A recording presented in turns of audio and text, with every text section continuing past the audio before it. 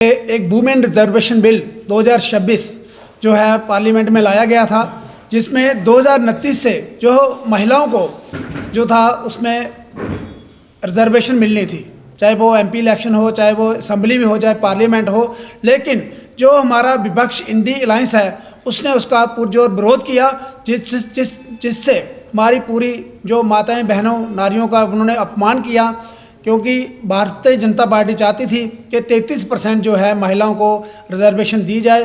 तो पूरे देश में अगर हम देखें तो अगर इंडी अलायंस की माता होगी, जो कांग्रेस की, अगर राहुल गांधी जी की माता हैं वो चुनाव लड़ सकती हैं, उनकी बहन लड़ सकती हैं, लेकिन बाकी महिलाओं के साथ जो है उन्होंने भेदभाव किया। उसी संदर्भ में पूरे भारतवर्ष में भारतीय जनता पार्टी का विरोध प्रदर्शन चल रहा है, पूरे प्रदेश में, जम्मू कश्मीर में चल रहा है। उसी संदर्भ में आज रियासी ज़िले में हमारे बीच में पूर्व में जम्मू की ड्यूटी मेयर और वर्तमान में जम्मू कश्मीर ड्यूटी के स्पोक्स पर्सन एडवोकेट पूर्णिमा शर्मा जी हमारे बीच में हैं। आगे की बात वो रखेंगी। मुख्य उद्देश्य जो है नारी शक्ति वंदन अधिनियम, जो 16-17 एक स्पेशल सेशन कॉल आउट किया गया सदन में, केंद्रीय नेतृत्व के द्वारा प्रयास किया गया कि जो महिलाएं, जो भारत की आधी आबादी है, 70 करोड़ महिलाओं को 1/3 प्रतिनिधित्व सदन में, राज्य विधानसभाओं में मिले, ऐसा प्रयास रहा। तीनों विधेयकों को सदन में लाया गया संशोधन के लिए, चाहे वो डिलिमिटेशन का था, चाहे वो परसीमन का था, चाहे वो संशोधन था अपने आप कानून में।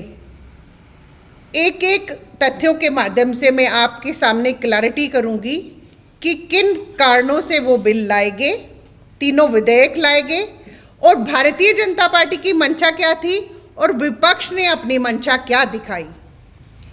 आधी आबादी होते हुए भी उनके अधिकारों से महरूम महिलाओं को, हमारी बच्चियों को, हमारी माताओं को क्यों उनका निर्माता बनने से रोका गया।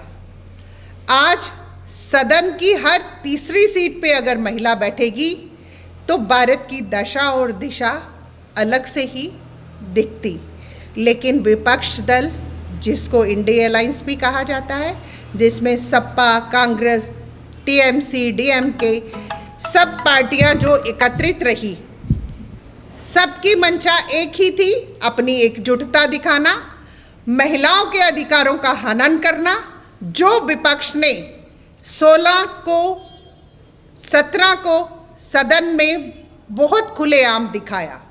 आप सब मीडिया बंधुओं ने देखा होगा कि महिलाओं को पूर्ण हक मिले, उनको पॉलिटिक्स में अधिकार तो पहले भी मिले थे, उनको भागीदारी मिली थी, लेकिन नीति के माध्यम से, नीति के माध्यम से जब वो निर्माता बनती, अपने निर्माता होने का जो सक्षमता के साथ वो पार्टिसिपेट करती, महिलाओं की आवाज़ बनती, महिलाओं की कितनी समस्याएं रहती हैं जो सदन में उजागर नहीं हो सकती हैं, महिला की आवाज़ उठा सकती है, और पूरे केंद्र का, पूरे भारतवर्ष का नेतृत्व 1/3 जो हमारा बहुमत रहता, हमारा जो आरक्षण के माध्यम से हमारी बहनें सदन में रहती, चाहे विधानसभाओं में रहती, तो महिलाओं की आवाज़ उजागर कर पाती। तीनों विधेयकों में विपक्ष ने मुद्दा बनाया डिलिमिटेशन का। 1971 की जो जनगणना हुई थी, मात्र संख्या थी 54 करोड़। आज की जो संख्या है वो 140 करोड़ की आबादी है, जिसमें महिलाओं का संख्या जो है वो 70 करोड़ आती है। 54 करोड़ की संख्या में क्या प्रॉपर रिप्रेजेंटेशन हमारी महिलाओं को 1/3 रिप्रेजेंट कर पाती? दूसरा जो संशोधन उन्होंने परसीमन का कहा, एक जो है सीट वो 10,000 की है, और दूसरी जो सीट है वो 40,000 की है, 60 लाख की है। ऐसी प्रॉपर पूरी डिलिमिटेशन होने के माध्यम से सारी जनगणना के आधार पर 50% जिसका नियम रखा गया था कि उस एवरेज के आधारित सब राज्यों में सीटें बढ़ती, 1/3 बहुमत के साथ महिलाओं की सीटों को आरक्षण मिलता, तो सदन की आवाज़ ही अलग होती। और यहाँ की तीसरा विधेयक जो संशोधन का लाया गया वो था दिल्ली, पांडुचेरी और जम्मू कश्मीर जो केंद्र शासित प्रदेश हैं, यूटी काउंट होती है और उसको प्रॉपर एक यूटी एक्ट जो है वो उसको कंट्रोल करता है। अगर उसमें संशोधन नहीं होता, उस विधेयक को इसलिए लाया गया कि तीनों की जो संख्या थी उसमें संशोधन लाया जाए और उसके आधारित 32, 28 और 20 की रेशो से तीनों में संख्या महिलाओं की बढ़ती विधानसभा में, तो प्रॉपर आवाज़ महिलाओं की जो है वो जनता के बीच में जा सकती थी।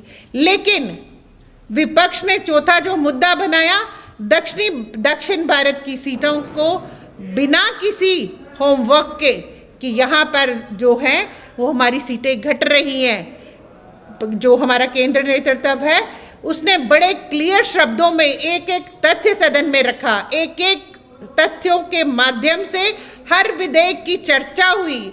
जो भी क्वेश्चंस विपक्ष ने किए, किसी को भी रोका नहीं गया कि उस पर चर्चा नहीं होगी। एक तरफ वो कहते हैं कि लोकतंत्र की हत्या भारतीय जनता पार्टी कर रही है। अपने आप में पारदर्शिता के साथ आप एनालाइज कर सकते हैं कि लोकतंत्र की हत्या करते हुए महिला की आवाज़ को दबाया गया तो वो विपक्ष है। वो काला दिन सदन की पटल पर एक काला दिन घोषित होना चाहिए, जिन्होंने महिलाओं को अधिकारों से महरूम रखा, दूर रखा। ऐसे विपक्ष को जो मात्र अपना क्रेडिट लेने के कारण महिलाओं को अधिकारों से वंचित रखा, आज महिलाएं एक आवाज़ बनकर जो हमारे चुनाव होने जा रहे हैं, एक करारा जवाब जो है वो हमारी माताएं बहनें आने वाले चुनावों में देने जा रही हैं। तो विपक्ष प्रतिपक्षता के साथ पूरा सजग रहेगा कि महिलाओं का करारा जवाब क्या होता है। आपने देखा होगा यूपी की महिलाओं ने ठान लिया था सत्ता परिवर्तन, तो सत्ता परिवर्तित करके उन्होंने बताई। ऐसे बहुत से विधेयक, बहुत से कानून, कड़े कानून पास किए गए जो महिलाओं के हितों के लिए थे। भारतीय जनता पार्टी हमेशा महिला की आवाज़ बन के रही है।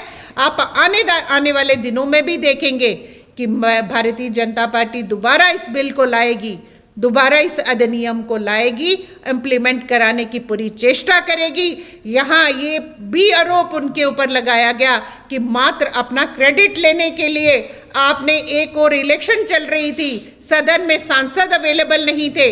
आई डोंट फील 3 दिनों का सदन बुलाया गया था। 3 दिन का एनफ टाइम होता है किसी भी चर्चा को चर्चा करने के लिए, किसी भी क्वेश्चन को चर्चा में लाने के लिए, किसी भी होमवर्क को कंप्लीट करने के लिए।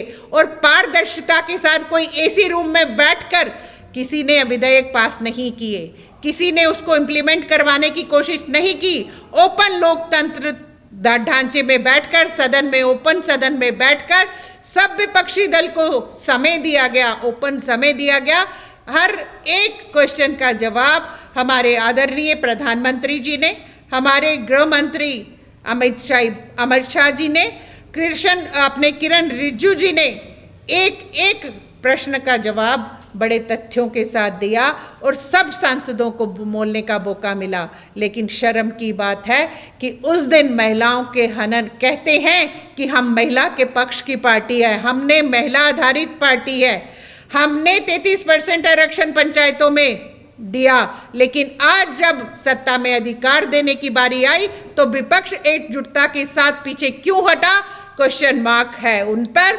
और जवाब देंगी हमारी महिला। सशक्तिकरण की बात होती है तो महिला अपने सशक्त के साथ पूरा जवाब देगी आने वाले चुनावों में। बहुत बहुत धन्यवाद। जय हिंद, जय भारत।